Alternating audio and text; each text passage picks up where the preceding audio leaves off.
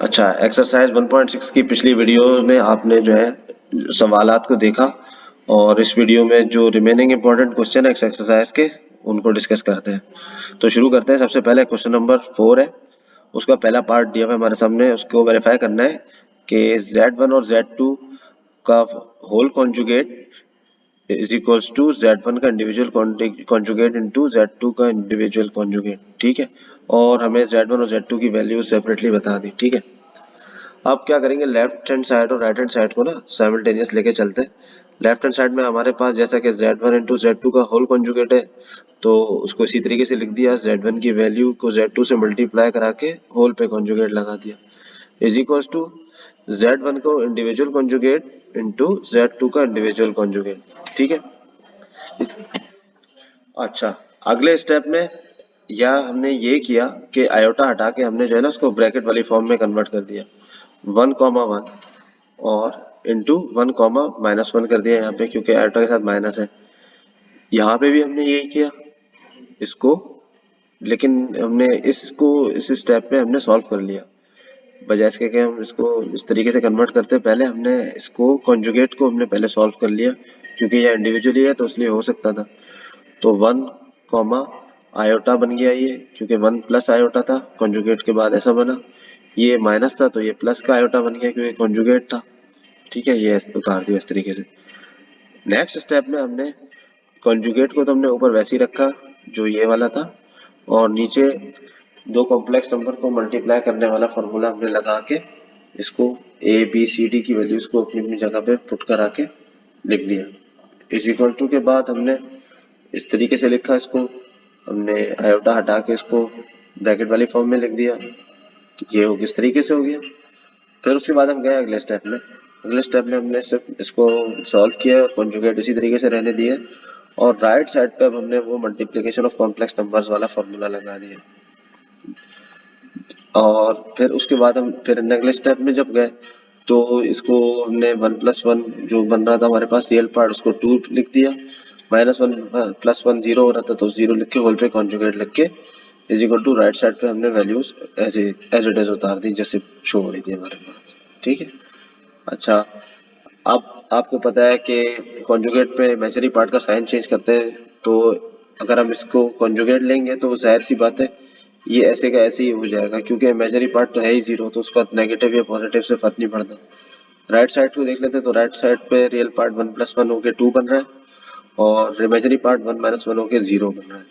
तो हमारे सामने ये दोनों लेफ्ट हैंड साइड और राइट हैंड साइड है जो कि बराबर शो हो रही है, तो हमने यानी हमारा पार्ट सॉल्व हो गया है। इसका पार्ट 2 चेक करते हैं। पार्ट 2 में आपको Z1 डिवाइड बाय Z2 का होल कॉन्जुगेट शो कराना है, इज इक्वल टू Z1 का individual conjugate divide by Z2 का इंडिविजुअल कॉन्जुगेट। ठीक है, और आपको वैल्यू Z1 की और Z2 की दे दी गई। इसको भी इसी तरीके से लेके चले और Z1 और Z2 की जगह दोनों की वैल्यूज को पुट कराए, 1 प्लस आयोटा 1 माइनस आयोटा को, और लेफ्ट हैंड साइड को पहले लेफ्ट हैंड साइड की जगह लिखा, राइट हैंड साइड वाली जगह को भी ऐसे ही लिखा। सही है, और उसके बाद फिर आपने अगले स्टेप में क्या किया, लेफ्ट हैंड साइड पे आपने पहले इसको आयोटा हटा के इसको कॉमा वाली फॉर्म में लिख दिया और नीचे भी ऐसे ही किया। राइट साइड पे क्योंकि ये कॉन्जुगेट इंडिविजुअल है ऊपर वाले पे और नीचे वाले पे, तो उसको सॉल्व कर लिया। तो आयोटा की न्यूमरेटर में साइन चेंज होके माइनस हो गई और नीचे डिनोमिनेटर में आयोटा की साइन माइनस थी, वो कॉन्जुगेट लगाया के हमने जब हटाया तो वो प्लस हो गई। फिर उसके बाद तीसरे स्टेप में गए। तीसरे स्टेप में आपने एक काम ये किया कि होल जो कॉन्जुगेट था ऊपर इन दोनों के वो तो ऐसे ही रहने दिया, लेकिन नीचे एक काम किया कि आपने इसके जो डिनोमिनेटर का कॉन्जुगेट बन रहा था उससे मल्टीप्लाई और डिवाइड करा दिया, जो कि 1,1 है। डिनोमिनेटर था हमारे पास 1,-1, तो इसका कॉन्जुगेट क्या बनेगा, 1,1। तो वो हमने मल्टीप्लाई और डिवाइड इन दोनों के साथ एज इट इज करा दिया। ठीक है, ऐसे ही करा दिया। तो इसको करा के आपने ये चेक किया अगले स्टेप में, और इसको आपने भी इसके साथ भी यही कराया, 1 प्लस आयोटा बन गया 1 माइनस आयोटा, से कॉन्जुगेट है उससे मल्टीप्लाई और डिवाइड करा के आपने यहाँ पे लिख दिया। ठीक है, तो ऊपर वाली चीज आपस में मल्टीप्लाई हो रही थी अगले स्टेप में, तो उसको ऐसे ही लिख दिया पहले ब्रैकेट और कॉमा वाली फॉर्म में। नीचे वाले स्टेप को भी ब्रैकेट और कॉमा वाली फॉर्म में लिख दिया आपने, ठीक है। और लेफ्ट हैंड साइड को आपने सॉल्व करा के ऊपर मल्टीप्लिकेशन वाला फॉर्मूला लगा के इसको खोला, और नीचे आपने जो फॉर्मूला इस पिछली एक्सरसाइज में देखा था, बल्कि इसी एक्सरसाइज में देखा था इसके अर्लियर पार्ट में, कि जब दो कॉम्प्लेक्स नंबर सेम रियल और इमेजिनरी पार्ट्स के आपस में मल्टीप्लाई हो रहे हो और सिर्फ डिफरेंस हो इमेजिनरी पार्ट की साइन का, तो वो रियल पार्ट का स्क्वायर प्लस इमेजिनरी पार्ट का स्क्वायर बन जाता है, वो क्या आपने यहाँ पे लिख दिया, ठीक है। इसको ऐसा करने से आपके पास ये इस तरीके से होगा। इसके बाद अगला स्टेप इसका ऐसे होगा कि होल कॉन्जुगेट तो अभी भी आपने ऐसे ही उतारा, ठीक है।